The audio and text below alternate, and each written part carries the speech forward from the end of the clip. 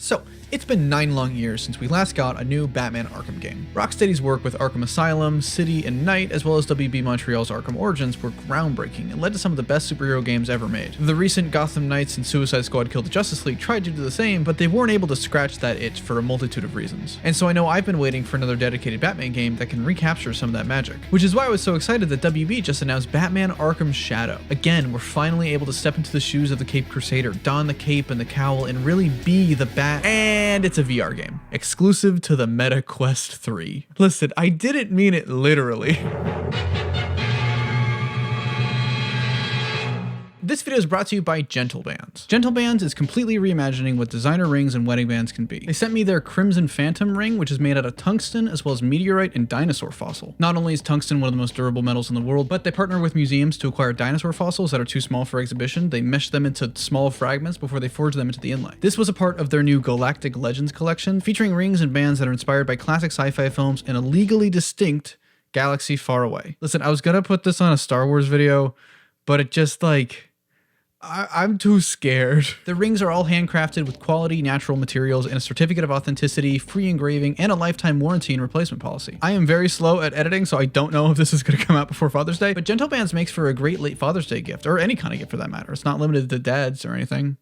That'd be really funny if they said you could only buy it if you're a dad. I am just the worst combination of clumsy and anxious, so I learned that I might not be built for wearing a ring on my finger 24/7, but that isn't a problem because Gentlebands also sells a variety of premium chains, allowing you to mix it up while still having it close to you. Use the link down below or use code TROYOBOYO to get 25% off your order. Thanks to Gentlebands for sponsoring this video, and thanks to my patrons who will get all my videos early and ad-free for just $1 a month, and I've also left a link down below to donate to the PCRF. Before the Arkham games, Batman was still no stranger to getting adapted into the video game medium. We of course had your classic side-scrollers and beat-em-ups, games related to the DCAU, along with stuff like the Batman Begins tie-in game. Movie games were basically the norm for superhero games at the time. Some of them were pretty great, but the nature of being forced to meet a movie's release meant that a lot of corners had to be cut in development. And so with the exception of games like Infamous, superhero games had a reputation for being cheap cash grabs. But everything changed when up-and-coming studio Rocksteady was tasked to make a movie tie-in game for Christopher Nolan's The Dark Knight. And instead of rushing out something to fit a movie's release, the team was able to convince Warner Brothers to give them an extra year to make something original, something new. And so in 2009, Batman Arkham Asylum released, with an original story, great combat and stealth, amazing ambiance, and almost an entire cast made out of iconic returning voice actors from Batman the Animated Series, like Mark Hamill, Arlene Sorkin, and of course the great Kevin Conroy as Batman himself, and it was an instant classic. The game became the blueprint for all things superhero game related. Like literally, from 2009 onward, every single superhero game just tried to copy and paste what Arkham Asylum did. The series legitimized superhero games, for lack of a better term, and even today we're still seeing its influence with Insomniac Spider-Man games. On the whole, I have a lot of love for the Arkham games. They weren't perfect by any means. The female characters definitely got the 2010s gamer moment treatment, which wasn't always the best. I don't really love Arkham Knight's story or the tank segments, and I think for all the good the games did, they very much reinforced the Bat God problem of that era, where Batman was portrayed as this infallible, perfect person who could do everything and didn't need anyone's help because he's Batman. But it was a franchise that always felt made out of love and care, with so much attention to detail from Rocksteady, with all of their Easter eggs and secrets, like the fact that the Asylum had a secret wall to blow up that would reveal plans for Arkham City, or that there were secret hidden messages in the decoder gadget that teased Scarecrow for Arkham Knight. I have a ton of thoughts on the Arkham games. I've always wanted to do kind of a retrospective review and go super in depth with them like I did with my Spider-Man 2 video. And so if that's something you want to see, let me know down below. Listen, I really like making those super long videos, but they're so risky.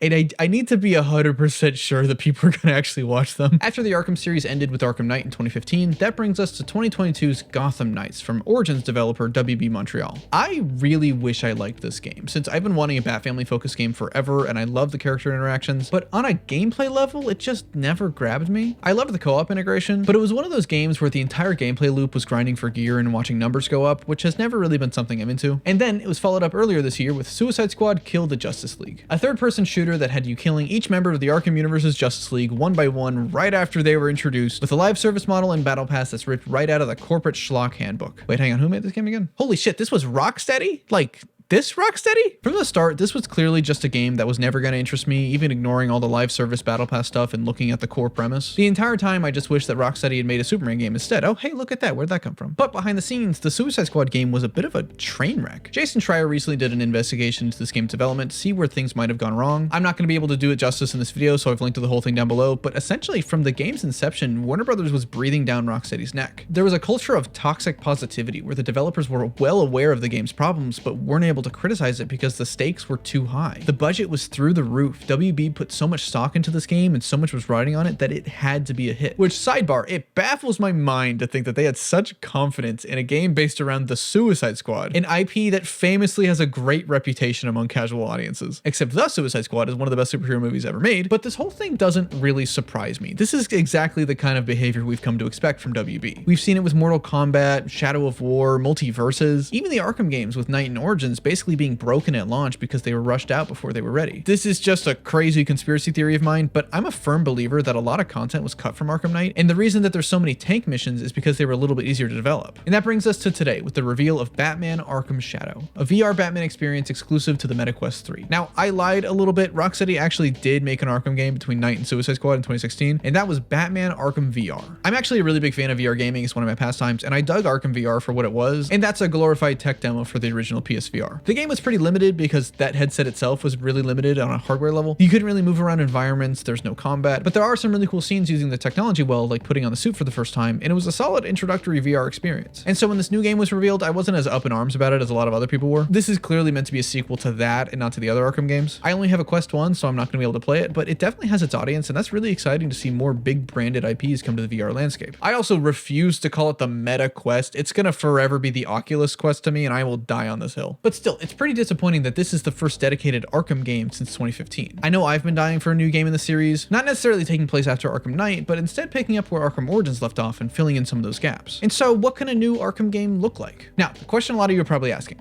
do we need another Batman game? And my answer, no.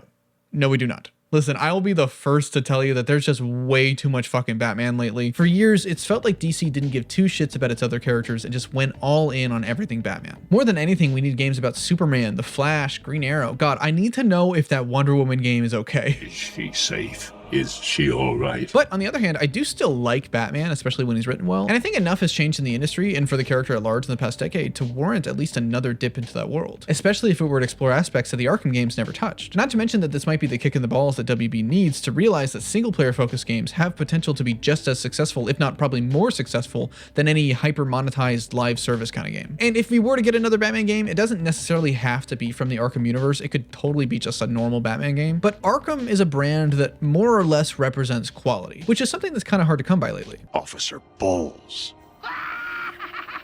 We had 4 great games in this franchise that even though it got a definitive ending, people are still clamoring for it this many years later. I mean, look what happened with the Batman Arkham subreddit. Like, those people went fucking crazy. Now, unfortunately, the difficult thing about returning to the Arkham universe is that Kevin Conroy is no longer with us. His voice performance absolutely defined Batman back in the animated series, and his work on Arkham was no different. Normally, I'm someone who thinks that a version of a character as iconic as that doesn't need to be brought back to life and recast when the actor passes, and I'd rather at the very least follow a different interpretation in a new version of Batman. But because we got Arkham Origins with Roger Craig Smith as one of my other favorite voices for the character, I think we could very easily follow his Batman between the events of Origins and Asylum and not feel like we're recasting Kevin Conroy. Hell, we could even treat it like a semi-soft reboot if we don't want to be entirely beholden to the canon of the other Arkham games. So here's what I would do for Batman Arkham Legacy. Listen, James Gunn isn't using it anymore, so fuck it. We open in Gotham City. Batman, in his 4th year of crime fighting, leaps from rooftop to rooftop patrolling the city, but there's someone else out there with him. A young boy wearing a red and green suit with a yellow cape. Dick Grayson. Robin. For years, Warner Brothers has pretty outwardly hated the Robin character. Ever since the flamboyancy of Joel Schumacher's Batman movies, they've treated the boy wonder like a death sentence and have done everything they possibly can to make sure he doesn't show up in their serious stuff like the movies. And when he does show up, they go out of their way to make him as cool and edgy as possible, even the Arkham games. Like, as cool as this reveal picture was, it was so clearly trying to say, guys, Robin isn't gay. Trust me, he's not gay. He's not... And then with Gotham Knights underperforming, I'm worried that WB is just going to use that as more ammunition to the idea that audiences don't want to play games with the Bat family, when I think the opposite is true. I mentioned it before, but the Bat family always felt kind of like a sideline for the Arkham games. They were playable characters, but not in the open world aside from Catwoman in Arkham City. Batman was always given more useful tools and abilities for combat and stealth. The stories mainly just limited them to small cameo appearances or side missions. Nightwing didn't even have a voice in Arkham City. It was kind of creepy. There's no trace of Stephanie Brown or Cassandra Cain, and they literally had Tim Drake marry Barbara Gordon, which just makes me feel weird thinking about. And I think now that some time has passed and we've moved on a bit from the lonely Bat God idea for the character, I think it would be cool to embrace some more of those Bat family elements, especially with Dick Grayson as Robin. Now, Tim Drake was the Robin throughout the mainline Arkham games, the cue ball looking ass that he was. But we actually have seen Dick Grayson as Robin in the Arkham universe. Not only in optional skins, but in Arkham Origins, there was this 3v3v2 asymmetrical multiplayer mode where one group would play as a team of Joker's henchmen, one team would play as Bane's henchmen, and picking them off from the shadows was a third team of Batman and Robin, who at the time was Dick Grayson. That multiplayer mode was a really cool idea. Clearly it was slapped on because of WB, and the servers are down now, so you can't play it anymore. But I liked the concept of it and had a really fun time. Not to brag about it or anything, but I was part of the closed beta for it back before the game came out. That was my biggest claim to fame as an awkward 15-year-old.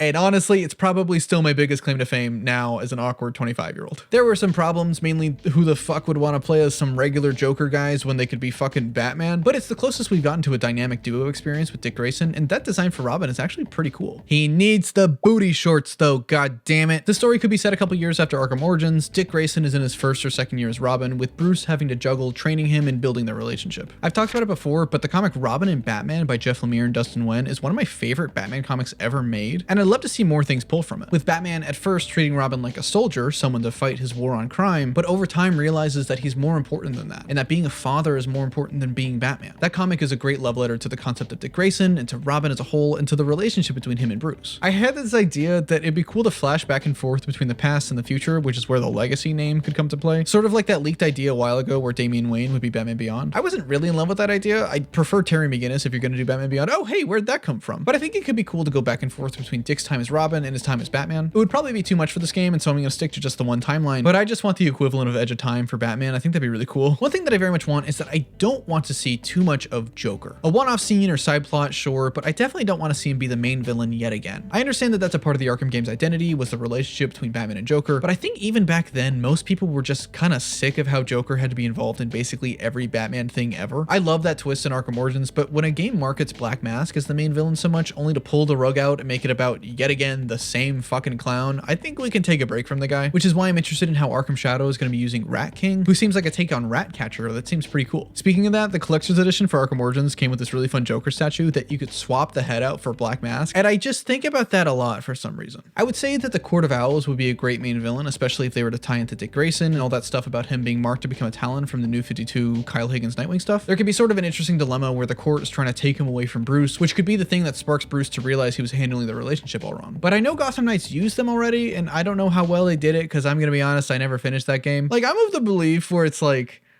if I don't like something, I'm not gonna finish it. Like, I don't get how people can like hate watch all these things. Like, if you don't really like a Spider-Man comic, just stop reading it, you know? If they were to use the Court of Owls, that could really force Batman to use his detective muscles, and maybe the gameplay could reflect that. Asylum and City mainly had Batman just following random trails of blood or fart dust, but I like how Origins and Knight added the concept of recreating crime scenes to investigate. Again, that's another thing that Arkham was kind of the blueprint for. It would be cool if there was like an evidence mechanic where you had to hold on to important pieces of information and bring them up during investigations. Sort of something like Danganronpa or Phoenix Wright. I would also really like to see some implementation of civilians in the open world. Maybe not as much as something like Spider-Man, where you can walk up to people and give them high fives as the dark, brooding, caped crusader, but just having a few more people out and about, maybe some more random crimes that are more than just beat some guys up. If they were to use something similar to the Nemesis system, it could be cool if there was like a fear gauge where like the more mysterious and scary you are, the more that enemies fear you and the better you are in combat and stuff like that. But then maybe civilians will be scared of you too, and like there could be sort of, you have to balance the two of that, which I don't know. That wasn't in the script. That was something that just came up right out of my noggin right there.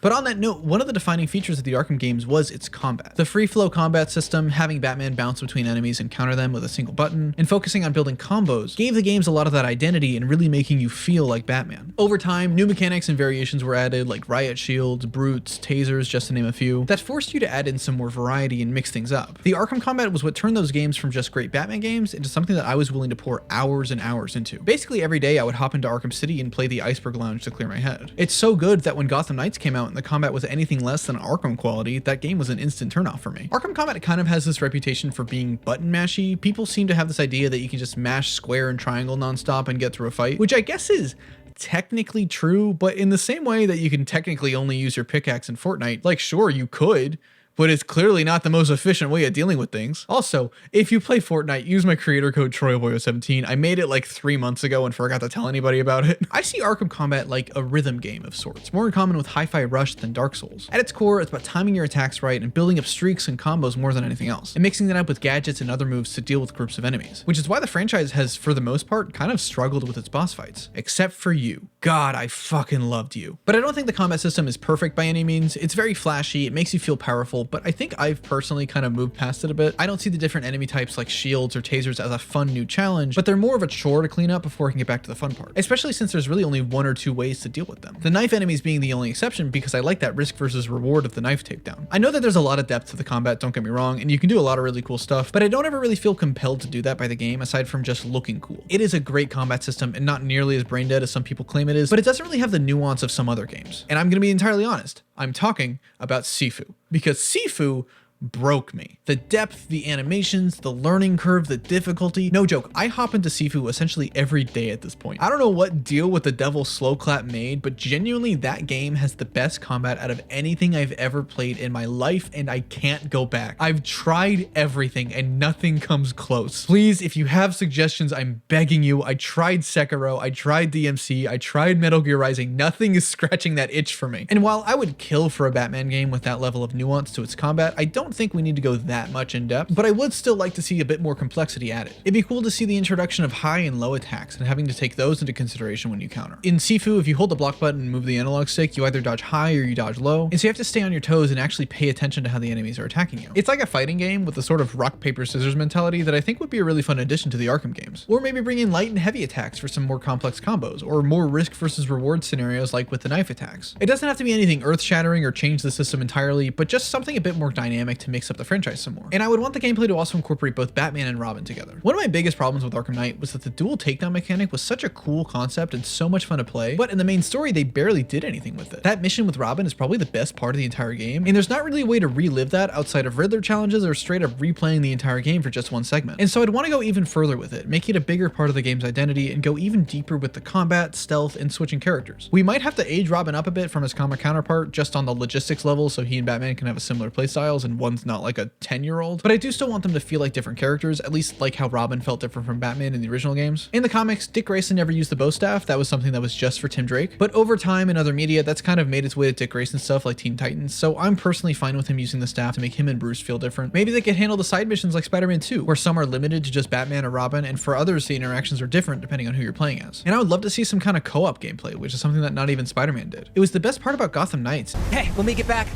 promise me you'll do the cooking. Is that you talking or is that Robin? I've been like saying hi to the chat for like a minute or two. And I hope that WB wouldn't see that or Suicide Squad underperforming and totally write off the concept of co-op altogether. But let's be honest, that's exactly what they're gonna do. Whether or not this game would be made by Rocksteady or WB Montreal or some new developer, I don't really have any opinions on. As much as I want to see the franchise continue, if I had a choice, I think I'd prefer Rocksteady do something a bit different from Batman, like Flash or Superman, or maybe even an entirely new IP outside of DC. But I also want to see Rocksteady get a win again. It's becoming more and more evident that a lot of Suicide Squad's problems weren't their fault, but WB's, and Rocksteady is the one paying the price for it. Part of the Jason Schreier article said that Rocksteady, at least for the time being, was now going to be doing support for Avalanche on Hogwarts Legacy. I didn't play Hogwarts Legacy or anything, but to think that a studio like Rocksteady would be relegated to support is wild to me. It'd be like if Sony had Naughty Dog working on the PC port for Knack 2, like that just feels wrong. And so a new Arkham game that's free of WB's bullshit with no live service models or forced multiplayer or microtransactions or anything, just a simple, solid Batman game, that's a recipe that could be enough to pick that team back up again. Especially right now with all the industry-wide layoffs and studio closures, even from studios that made successful games like the aforementioned Hi-Fi Rush. It's getting clearer and clearer that AAA gaming is a bubble that we're seeing burst in real time. The budget for Spider-Man 2 was $300 million. I love Insomniac and I love those games, but that is such an insane, exorbitant number with so much writing on these projects that it can only end in disaster. Games are so expensive now and they take so long that they're no longer able to just do okay. They now have have to either be massive smash hits or they perform below expectations and the studios shut down and thousands of people lose their jobs. It's why I've personally been more interested in independent studios like Slowclap with Sifu, because those developers have a bit more wiggle room to try cool things and not have to appeal to the widest possible audience to make a profit. And it's even more disheartening that Rocksteady was once this beloved studio, makers of this series of great games that had a reputation of quality and care and love put into them, and now they're being sidelined because the Suicide Squad live service game didn't meet its insane expectations. I find it ironic that the Arkham games were only created because Rocksteady asked WB to give them an extra year, to not rush out a tie-in game for the Dark Knight, but instead take a little bit more time and make something new with Asylum. This entire franchise that's been hugely successful and spawned all these sequels and spin-offs and defined superhero games forever, it only exists because WB was able to put aside the short-term cash grabs for the long term and trust in the creators and the artists. But they don't seem to be doing the same thing now. But what do you want to see from a new Batman Arkham game? Or would you rather just ditch the Arkham series altogether and start fresh? And if you like this video, be sure to let the YouTube algorithm know and hit the like button and subscribe. Special thanks to Anns, Anus425, Cabbage Boy, Cassidy, Carolina Brenneman, Chicken McDoofus, Cosmic Tragedy, Danny Boy, Dreamer Who, Eden Kenna, Egan McFarlane, Fastest Man Dead, Hannah C, Howard Bell, Iron Ninja, Jake Selig, Glass Bear Productions, Morpy, Murn09, Popcorn Eater 123, Sherps of the Low, Spectacular Clyde, TDW Fan, Theo Crouch, Tim Neufeld, Trans Huntress, Troy Says By Razor's Lame, Tyler Goodrich, and Josh Kapoor for being spectacular fanboys on my Patreon. This has been Troy Boy 17 coming at you live. Be responsible, and I'll see you around.